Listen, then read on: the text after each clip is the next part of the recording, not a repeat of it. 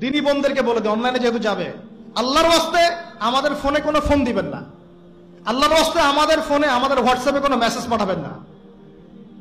আর এমন এমন মিষ্টি ভাষার মেসেজ দেখলে মনে হয় যে মানে সব অসহায় মেয়ের দায়িত্ব নেওয়ার জন্য আমরাই আছি। আর সবার একটাই সমস্যা, আমার স্বামী ভালো না, আমার স্বামী ভালো, তার ধারণা যে তার স্বামী ভালো না, বাকিদের সবার স্বামী ভালো। নবী সাল্লাল্লাহু আলাইহি ওয়াসাল্লামের সামনে যখন কোনো মেয়ে এভাবে র্যান্ডমলি স্বামীর নামে অপবাদ দিত, মিথ্যাচার করত বা অভিযোগ আরোপ করত, আল্লাহ নবী সাল্লাল্লাহু আলাইহি ওয়াসাল্লাম রাগ হতেন। সে আপনার ভরণ পোষণ দেয়, আপনাকে খাওয়ায়, আপনাকে পড়ায়, আপনার সিকিউরিটি দেয়, আপনার সম্মান রক্ষা করে, সারাটা জীবন আপনার জন্য একদম তেজপাতা বানায় ফেলে দিল, এখন বলছেন স্বামী ভালো না।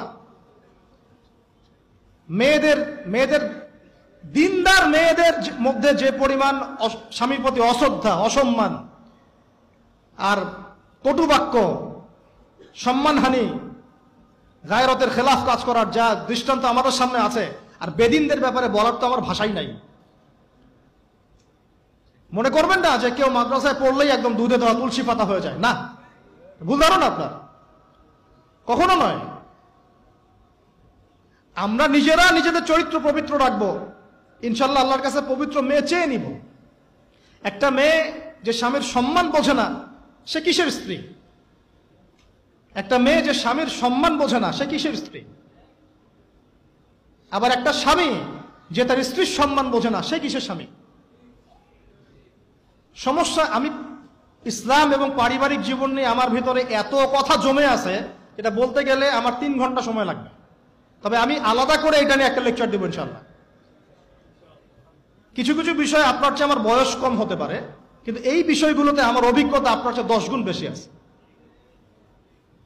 আর একটা ভুল তো জীবনে করতে যাবেন না, সেটা হলো যে ফ্যান্টাসিতে ভুগে অতিরিক্ত দায়িত্ব নিতে চান না। ফ্যান্টাসিতে ভুগে অতিরিক্ত দায়িত্ব নিতে চান না, তাহলে দিন থেকে আপনি বিচ্যুত হয়ে যেতে পারেন। স্ত্রী হবে কেমন?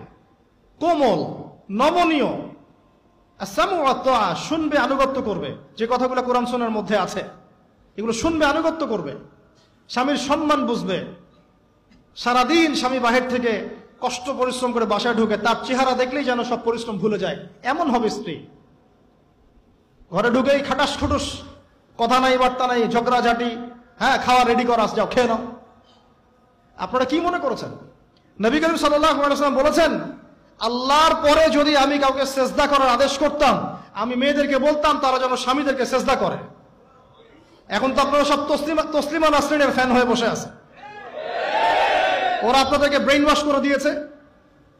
সব ক্ষেত্রে সমান অধিকারের কথা আপনাকে কে বলেছে? কোন কোন ক্ষেত্রে আপনাকে অগ্রাধিকার দেওয়া হয়েছে। আপনি খুঁজছেন সমান অধিকার, আর ইসলাম দিয়েছে অগ্রাধিকার। কত বোকা আপনি! কোন কমন সেন্স নাই, ননসেন্স। বাসায় ঘরে ঘরে প্রবলেমস গুলো চলতেছে, ঘরে ঘরে। কেন এত বেসবর? কেন এত আনুগত্যহীনতা? কেন?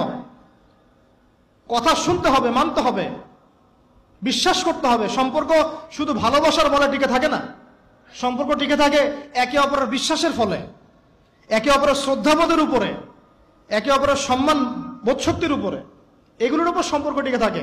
সৌন্দর্য, ভালোবাসা তো আজ আছে কাল নাই। বিশ্বাস, রেসপন্সিবিলিটি, সবর, ইতাআত, এগুলোর উপর সম্পর্ক টিকে থাকে। তখন ভালোবাসা এত লম্বা হয় যে দেখেন অনেক চাচা চাচিরা আছে এখনো, বৈবাহিক সম্পর্ক হচ্ছে 40 বছর, এখন পর্যন্ত কোনোদিন ঝগড়া লাগে নাই। এমনকি ওই চাচিকে আপনি বলেন যে বাসার থেকে অন্য জায়গায় থাকতে, ও স্বামী মরে গেলেও ওই স্বামীর ভিটা ছাড়তে রাজি না, না আমি আমার এই স্বামীর ভিটা ছাড়তে রাজি নই।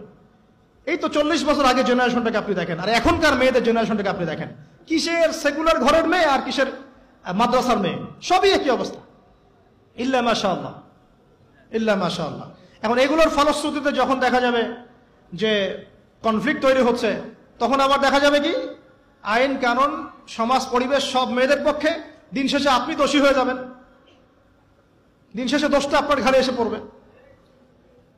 মানে সমস্যা ক্রিয়েট হতে হতে হতে হতে এমন একটা জায়গায় যাবে যে তখন আপনি রিয়াক্ট না করে থাকতে পারবেন না। তখন যদি আপনি কোনো রিয়াক্ট করে ফেলেন, সব দোষটা তখন আপনার ঘাড়ে গিয়ে পড়বে। এভাবে আস্তে আস্তে পরিবারগুলো ভেঙে যাচ্ছে। ভালো লাগছে না, আল্লাহ পাকের নেয়ামত ভালো লাগছে না। আর যারা দিনদার, যে স্বামীরা দিনদার, পরহেজগার, মুত্তাকি এবং দিনের পথের পথিক, তাদের জন্য স্ত্রীদের ভূমিকা কেমন হওয়া উচিত?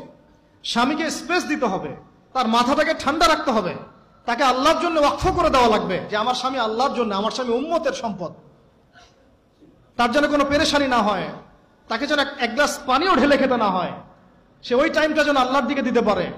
এতে আমিও জান্নাতে যাব, সেও জান্নাতে যাবে ইনশাআল্লাহ। পরিবারগুলো এইভাবে হচ্ছে না। কিছু কিছু বিষয় আমি নিজেও খুব ফেড আপ। আবার অনেক সময় আমরা যারা আছে, আমরা আবার স্ত্রীদের উপর অনেক বেশি কঠোর হয়ে যাই। এত বেশি কঠোরতা দিয়েও আসলে পরিবারকে শক্ত করা যাবে না। নরম হতে হবে, সবর করতে হবে, ধৈর্য ধরতে হবে। তবে সবকিছুর একটা সীমা আছে। ওই সীমা অতিক্রম করে গেলে তখন কি আর করার? তখন আসহাবুল কাহাফ হয়ে যেতে হবে।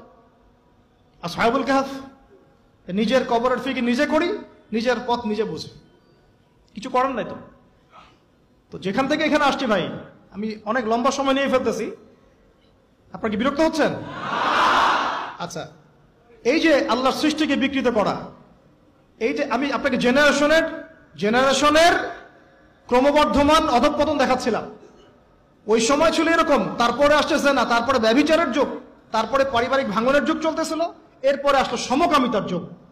এবং সমকামিতা আস্তে আস্তে ওপেন হতে হতে নতুন শব্দ নিয়ে আসছেন ট্রান্সজেন্ডার। মানে এখন ভিতর থেকে নাকি সে ছেলে, বাহির থেকে মেয়ে, বাহির থেকে ছেলে, ভিতর থেকে মেয়ে। মানে বাহির থেকে ছেলে, ভিতর থেকে মেয়ে, আবার ভিতর থেকে ছেলে, বাহির থেকে মেয়ে। যদি এমনই হয় তাহলে সমস্যাটা কি শারীরিক না মানসিক? আমাকে বলেন, এই সমস্যাটা কি শারীরিক সমস্যা না মানসিক? ওর জন্য মানসিক হাসপাতাল খোলেন, ওর জন্য ওকে পাবনায় পাঠান অথবা অন্য কোনো জায়গায় পাঠান, চিকিৎসা করতে হবে।